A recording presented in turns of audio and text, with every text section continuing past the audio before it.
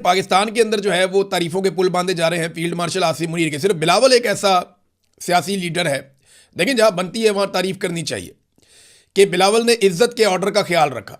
बिलावल ने सबसे पहले सदर पाकिस्तान का, फिर वजीर आजम का नाम लिया और उसके बाद बिलावल ने नाम लिया आसिम मुनीर का तीसरे नंबर पे।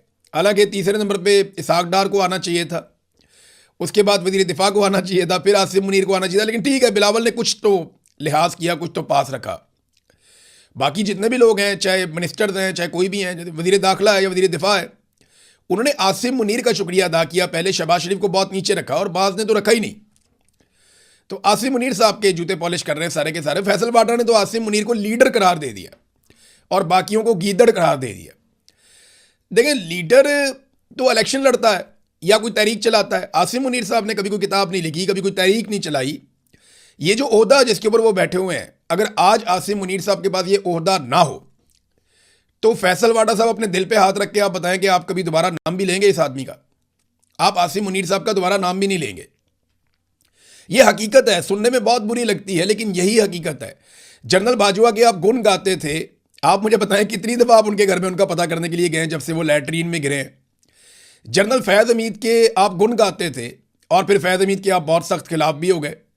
नदीम अंजुम को रिटायरमेंट के बाद आप कितनी दफा मिले?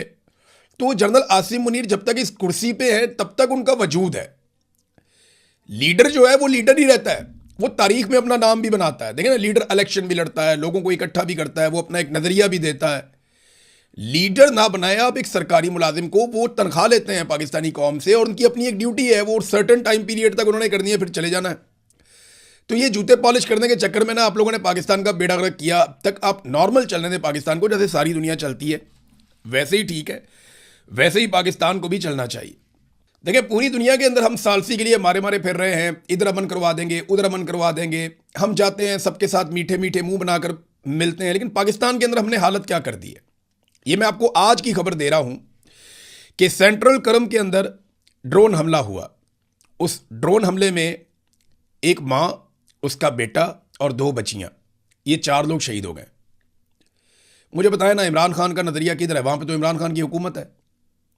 सुहेल अफरीदी की जज्बाती तकारीर या मुकदमा कर दूंगा, मैं ये करूंगा वो करूंगा, वो किधर गया सारा मामला? ये अपने घर के अंदर थे, मां, बेटा, 2 मासूम बच्चियां, ये 4 लोग शहीद हो गए। जवाब कौन देगा? किसने मारा इन्हें? क्यों मारा इन्हें?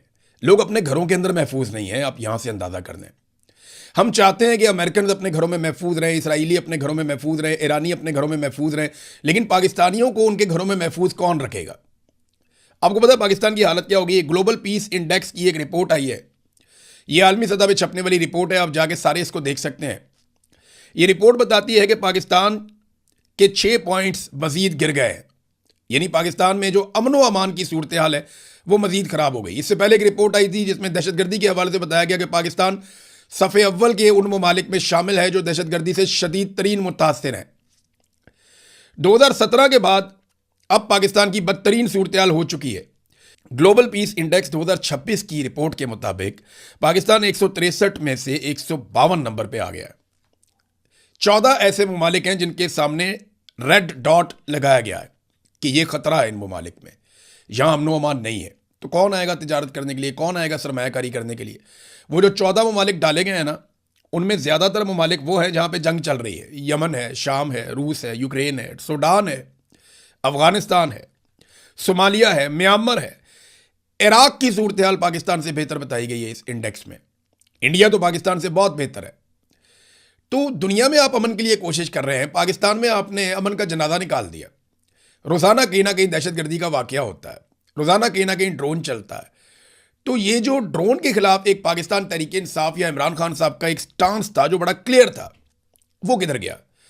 और उस पर किसी किस्म का कोई अमल दरामद क्यों नहीं हो रहा? कोई एक FIR भी आप बताएं कहीं पे दर्ज हुई हो ड्रोन हमले के खिलाफ? कुछ भी नहीं किया जा रहा।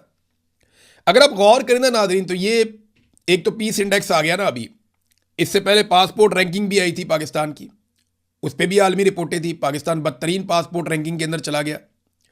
फिर उसके अलावा जो है वो कर्जों का बोझ पाकिस्तान के ऊपर किस कदर बढ़ गया। यानी दुनिया में हम सहूलतकारियां कर रहे हैं मुज़ाकरात के लिए, और पाकिस्तान के अंदर हमने इतनी बदअमनी फैलाई हुई है कि कश्मीर से लेकर गिलगित बल्तिस्तान तक और नीचे आप चले जाएं कराची तक, कहीं पे भी मुकम्मल तौर पे अमनो अमान नहीं है। और पंजाब में सीसीडी ने एक अजीब हड़बोंग मचाया हुआ है, वो बंदे मारते जा रहे हैं मावराए अदालत, इस बात से बेखबर कि ये तरीक़ाकार कभी भी अमन नहीं लेकर आता। ये तरीक़ाकार मज़ीद बदअमनी को पैदा करता है। आपको अदालतों को और प्रोसिक्यूशन के सिस्टम को और इन्वेस्टिगेशन के सारे टूल्स को मुतहर्रिक करना पड़ेगा, फिर आप अमनो अमान ला सकते हैं, जैसे पूरी दुनिया लेकर आई है।